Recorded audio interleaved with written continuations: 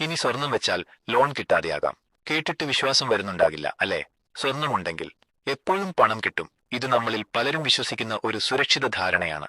പക്ഷേ ഏപ്രിൽ 1 മുതൽ ഈ ധാരണയ്ക്ക് ഒരു ചെറിയ ബ്രേക്ക് വരാനിരിക്കുകയാണ്. സ്വർണ്ണ പണയ വായ്പയിൽ പുതിയ നിയന്ത്രണങ്ങൾ, കൂടുതൽ പരിശോധന, കർശനമായ നിയമങ്ങൾ എല്ലാം വരുന്നു. ഇത് നിങ്ങൾ അറിയാതെ പോയാൽ നിങ്ങൾക്ക് കിട്ടുന്ന ലോൺ തുക കുറയാം, അല്ലെങ്കിൽ പ്രക്രിയ ബുദ്ധിമുട്ടാകാം.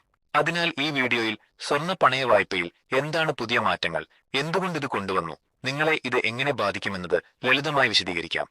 കഴിഞ്ഞ കുറച്ച് വർഷങ്ങളിൽ സ്വർണ്ണ വായ്പ ബിസിനസ് വളരെ വേഗത്തിൽ വളർന്നു. ഇതൊരു പോസിറ്റീവ് കാര്യമാണ്.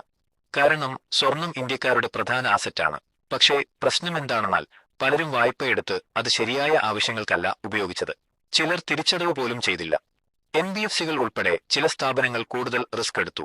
അതുകൊണ്ട് തന്നെ റിസർവ് ബാങ്ക് ഇനി നിയന്ത്രണം ശക്തമാക്കാൻ തീരുമാനിച്ചു. ഇനി പ്രധാനമായ മാറ്റങ്ങൾ ഓരോന്നായി നോക്കാം. 1. ലോൺ ടു വാല്യൂ അഥവാ LTV നിയന്ത്രണം.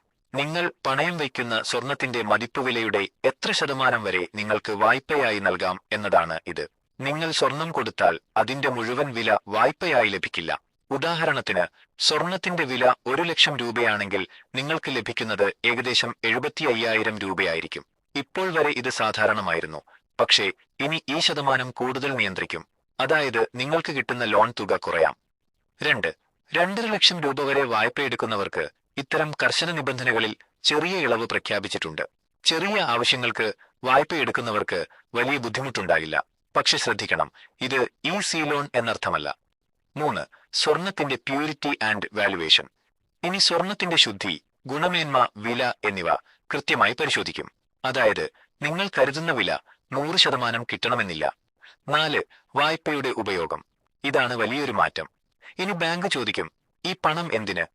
അത് പേഴ്സണൽ യൂസ് ആണോ അതോ ബിസിനസ് ആണോ എന്നത് പരിശോധിക്കും. 5. Repayment capacity check. ഇനി നിങ്ങളുടെ തിരിച്ചടവ് ശേഷി കൃത്യമായി വിലയിരുത്തും. അതായത് സ്വർണമുണ്ട്, ലോൺ കിട്ടും എന്ന പഴയ രീതിയിൽ ഇനി കാര്യമില്ല.